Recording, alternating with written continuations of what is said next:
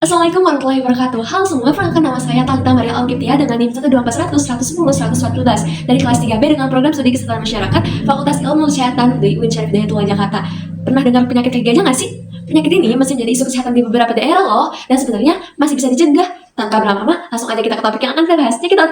Filariasis. Apa sih itu filariasis? Menurut Profil Kesehatan Indonesia tahun 2004 yang diterbitkan oleh Kementerian Kesehatan Republik Indonesia, filariasis atau yang biasa dikenal sebagai penyakit tai gajah merupakan penyakit menular kondisi yang disebabkan oleh cacing filaria yang ditularkan melalui perantara nyamuk. Cacing filaria yang masuk ke dalam tubuh manusia melalui gigitan nyamuk akan merusak sistem limfa, sehingga menimbulkan pembengkakan pada tangan, kaki, payudara, dan skrotum.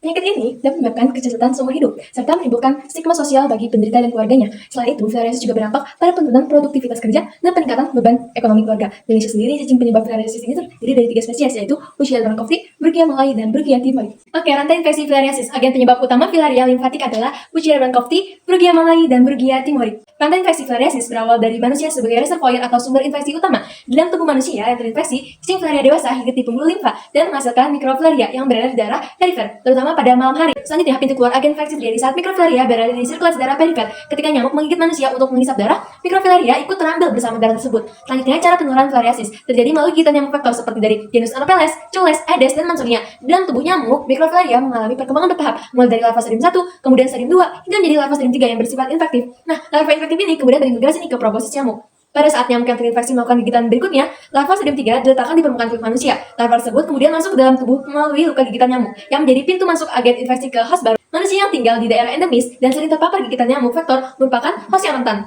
Dalam tubuh manusia, larva stadium 3 akan berimigrasi ke sistem limfatik, tumbuh menjadi cacing dewasa dan kembali menghasilkan mikrofilaria. Dengan demikian, rantai infeksi filariasis terus berulang apabila tidak dilakukan upaya pencegahan dan pengendalian. Faktor resiko filariasis terjadi akibat interaksi antara lingkungan, manusia, perilaku, dan nyamuk vektor. Lingkungan yang lembab, banyak penggunaan air, saluran air terbuka, serta kondisi sekitar rumah yang mendukung perkembangbiakan nyamuk meningkatkan peluang penularan filariasis.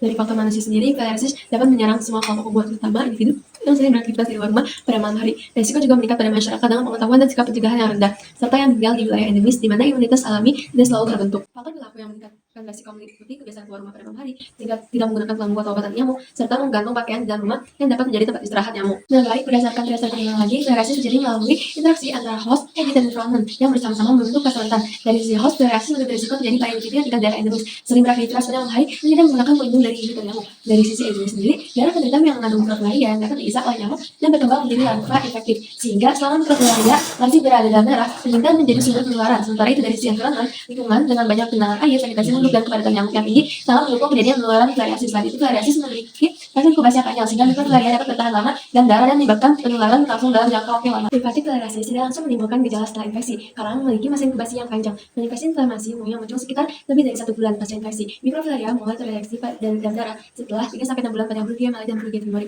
serta 6-12 bulan pada Bushia bancrofti. Mikrofilaria dapat bertahan dalam darah tapi selama 5-10 tahun atau lebih, sehingga penderita menjadi sumber penularan jangka panjang.